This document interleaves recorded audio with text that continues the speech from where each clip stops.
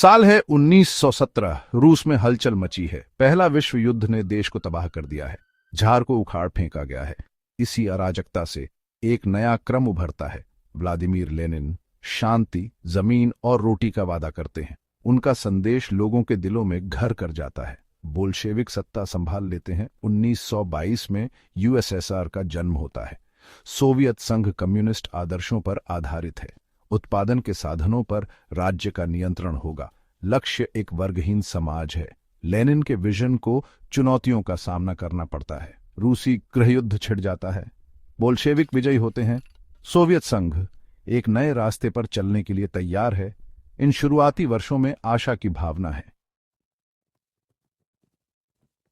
1924 में लेनिन की मृत्यु के बाद सोवियत संघ में सत्ता संघर्ष छिड़ जाता है। जोसेफ स्टालिन, एक क्रूर और महत्वाकांक्षी व्यक्ति, विजयी होता है। वह अपनी शक्ति को मजबूत करता है, प्रतिद्वंद्वियों और विरोधियों को खत्म करता है।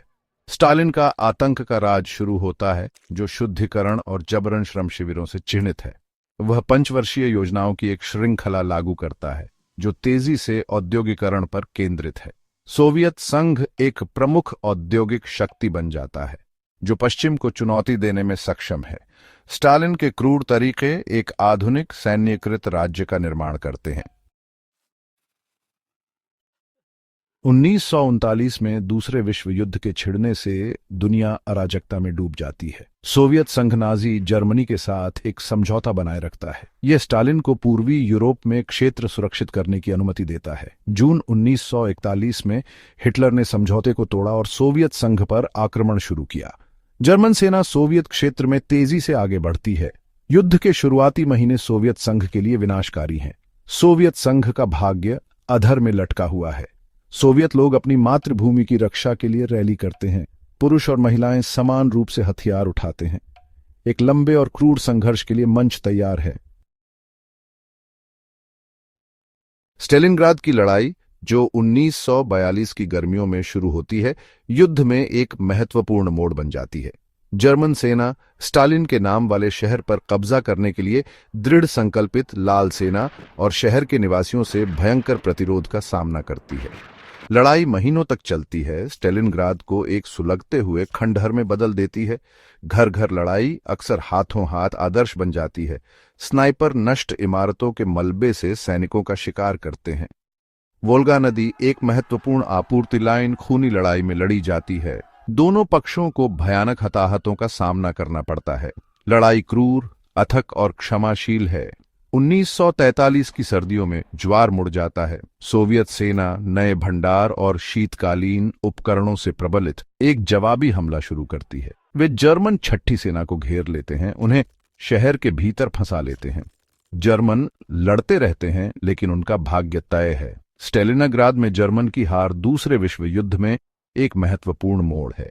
यह नाजी युद्ध मशीन के अंत की शुरुआत का प्रतीक है। सोवियत संघ, जिसने अकल्पनीय बलिदान सहे हैं, ने अपनी लचीलापन साबित कर दिया है। जीत की राह लंबी और कठिन है, लेकिन परिणाम अब संदेह में नहीं है। भाग 5, विजय और विस्तार। लोहे का पर्दा गिरता है। स्टेलिनग्राद के बाद लाल सेना पश्चिम की ओर बढ़ती है, सोवियत क्षेत्र को मुक्त करती है और पूर्वी यूरोप में आगे बढ़ती है। वे मित्र देशों की सेना में शामिल हो जाते हैं, जर्मनी की ओर अपना रास्ता लड़ते हैं। मई 1945 में जर्मनी के बिना शर्त आत्मसमर्पण के साथ यूरोप में युद्ध समाप्त हो जाता है। सोवियत संघ दूसरे विश्व युद्ध से एक महाशक्ति के रूप में उभरता है। उसकी सैन्य ताकत निर्विवाद है। फिर भी जीत एक जबरदस्त कीमत पर मिलती है। लाखों सोवियत नागरिक, सैनिक और नागरिक समान रूप से मारे गए हैं। देश का बुनियादी ढांचा खंडहर में पड़ा है। तबाही के बावजूद सोवियत संघ पूर्वी यूरोप पर अपना प्रभाव डालता है। मॉस्को द्वारा समर्थित कम्युनिस्ट सरकारें पोलैंड, पूर्वी जर्मनी, चेकोस्लोवाकिया, हंगरी, रोमानिया और बुल्गारिया में स्थापित हैं। एक लोहे का पर्दा, जैसा कि विंस्टन चर्चिल ने प्रसिद्ध रूप से वर्णन किया है, यूरोप में पूर्व से पश्चिम को विभाजित करता है। सोवियत संघ और पश्चिम के बीच युद्धकालीन गठबंधन टूट जाता है। शीत युद्ध शुरू होता है, दो महाशक्तियों के बीच एक वैश्विक प्रतिद्वंद्विता जिसमें बहुत अलग विचारधाराएं हैं।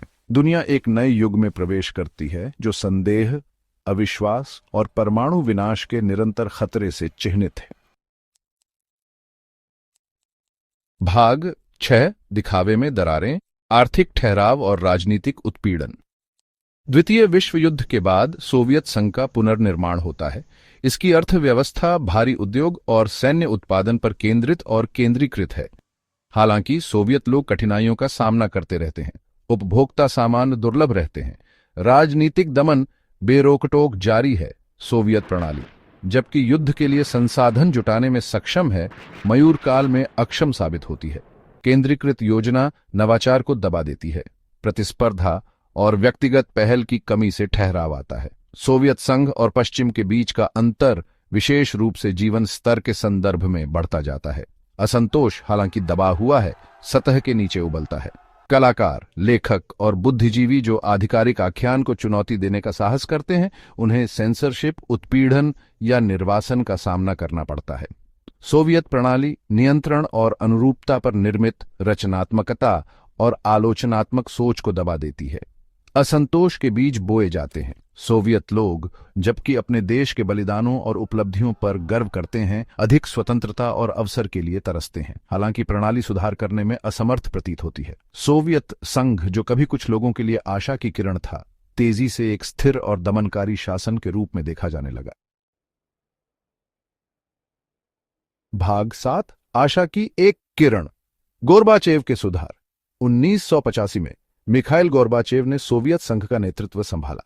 उन्हें एक ऐसा राष्ट्र विरासत में मिला है जो आर्थिक ठहराव और बढ़ती सामाजिक अशांति से जूझ रहा है।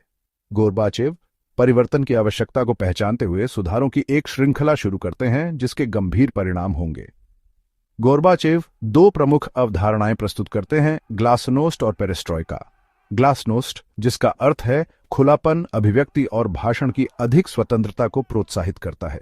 पेरेस्ट्रॉयका, जिसका अर्थ है पुनर्गठन, का उद्देश्य सोवियत अर्थव्यवस्था में सुधार करना, बाजार ताकतों और विकेंद्रीकरण के तत्वों को पेश करना है। गोर्बाचेव के सुधार, जबकि नेकनियति से किए गए, प्रबंधित करना मुश्किल साबित होते हैं। ग्लासनोस्ट लंबे समय से दबी हुई शिकायतों और राष्ट्रवादी भावनाओं को उजागर करता है। पेरेस्ट्रॉयका से आर्थिक व्यवधान और कमी होती है। नियंत्रण के लिए डिजाइन की गई सोवियत प्रणाली परिवर्तन की हवाओं के अनुकूल होने के लिए संघर्ष करती है। दुनिया सांस रोककर देखती है, क्योंकि सोवियत संघ एक अभूतपूर्व परिवर्तन से गुजरता है।